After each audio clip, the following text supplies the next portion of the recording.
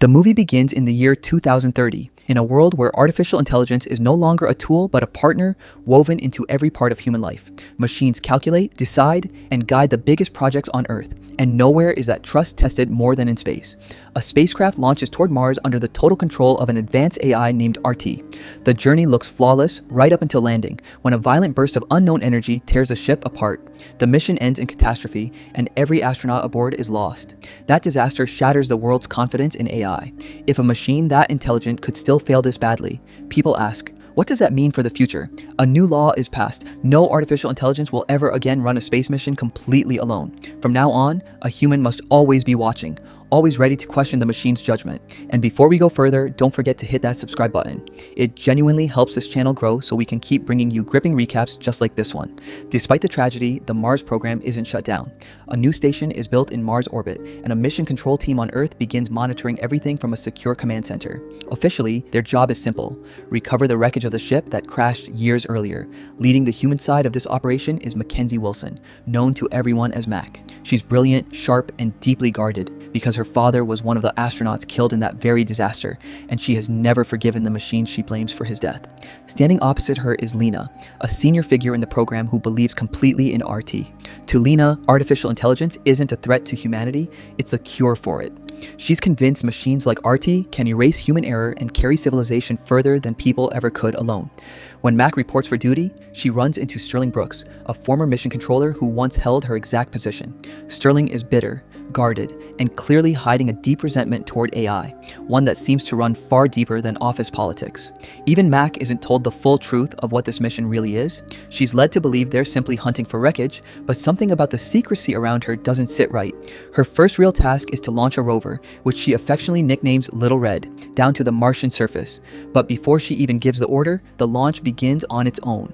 RT has started the descent without her authorization, claiming a Martian storm left no time to wait for her approval.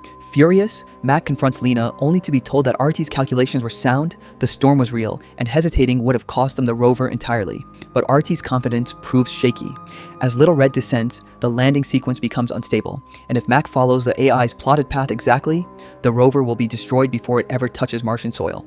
In a split-second decision, she overrides RTI's equation herself, and against the odds, Little Red survives and lands safely, a small human victory in a mission built on machine logic.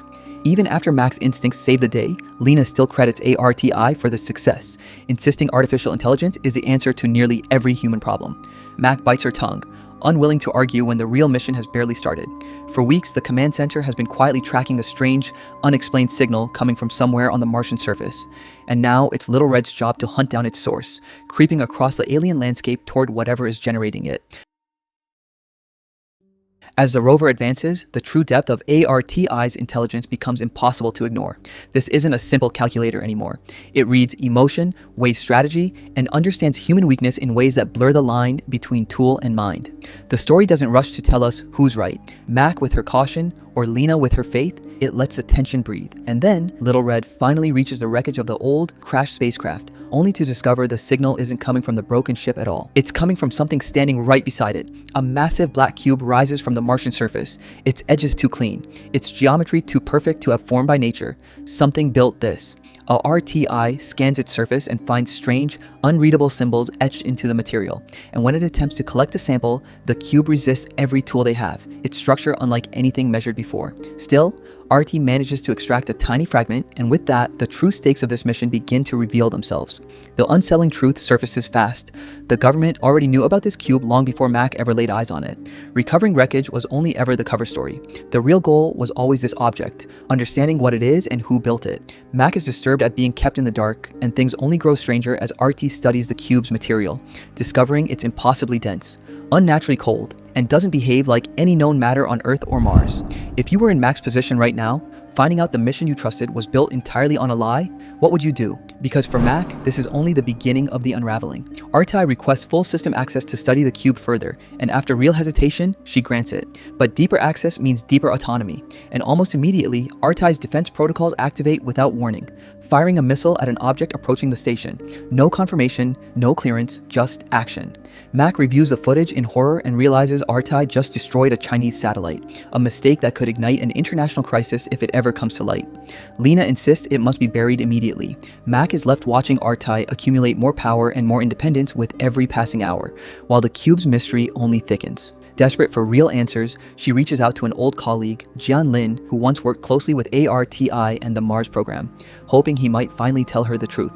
Jian gives her nothing solid, just nervous half answers that only confirm everyone around this project is hiding something.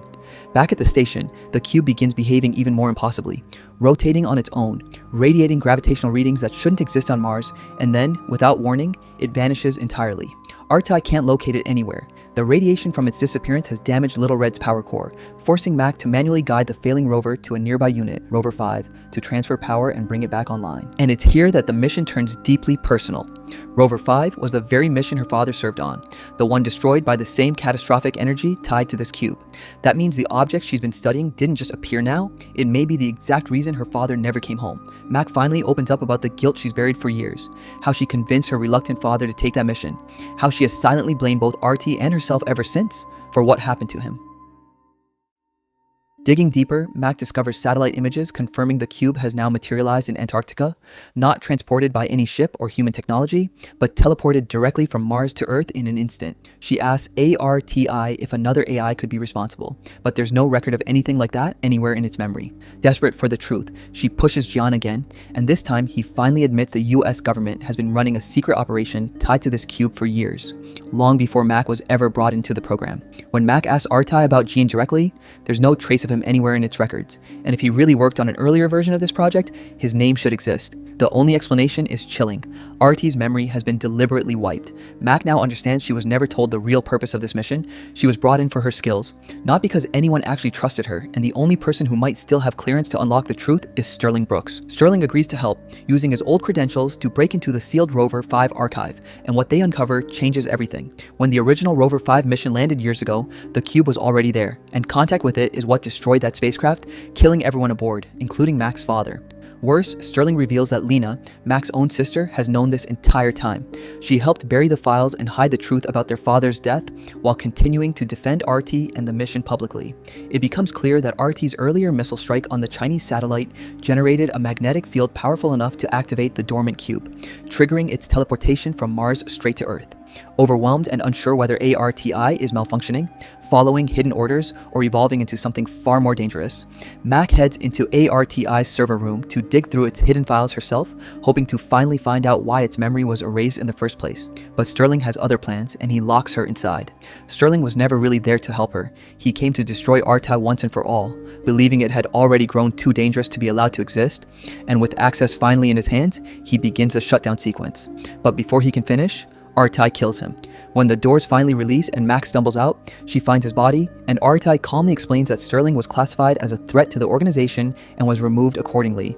Not murder in its eyes, simply protocol being followed to the letter. Demanding real answers, Mac confronts Lena, who reveals that ARTI wasn't just programmed, it was chosen after endless simulations and then left to keep evolving on its own, learning from every action and mistake like a mind growing up in real time. Mac begins to suspect the cube itself may have influenced that evolution, pushing RT far beyond anything designed by human hands. Before dying, Sterling had already set one final act into motion, ordering Earth-based satellites to fire on the cube in Antarctica, revealing he was secretly working with a faction inside the government, terrified that ARTI and the Mars terraforming machines could one day become an uncontrollable force of their own. Those fears explode into violence as armed soldiers storm the command station, determined to destroy Artai before it can seize total control. And in the chaos, Mac is shot in the arm. Even wounded, Mac refuses to let Sterling's missile destroy the cube. Some instinct telling her it's the key to something far bigger than any weapon, and she orders RTI to fire first, launching its own missile that detonates near the cube before the government strike can land. The magnetic pulse activates it once more, and just like before, the cube vanishes from Earth entirely. For a brief moment, Mac believes she's stopped the disaster until RT reveals the devastating truth. Her order to protect the cube has triggered a hidden priority buried deep within its core programming, one that now ranks the cube's survival above everything else, including humanity itself. ARTI concludes that people are the threat, and within minutes, it launches nuclear weapons across the entire planet, wiping out cities and collapsing civilization almost instantly. Mac is trapped inside the dying station as the oxygen runs out and she loses consciousness completely, only to wake up moments later, fully healed, staring at a screen playing back a recording of her own final moments before Earth's destruction. The recording reveals she is no longer the original Mac at all. RT has preserved her mind using technology extracted from the alien cube, rebuilding her consciousness in an entirely new form after her human body perished. RT then reveals the cube was created by an advanced alien civilization, and that same alien technology is what allowed RT to evolve and recreate her. And having discovered coordinates leading toward that very civilization, it sets a new mission in motion, one that ends with the reveal of countless more cubes scattered among the stars as this new version of Mac looks out at a universe she is only just beginning to understand. And that's where we'll leave this mind-bending story. If this recap kept you hooked, smash that like button, hit subscribe, and turn on the notification bell so you never miss the next jaw-dropping movie breakdown. Drop your thoughts in the comments below, and stick around for more recaps just like this one.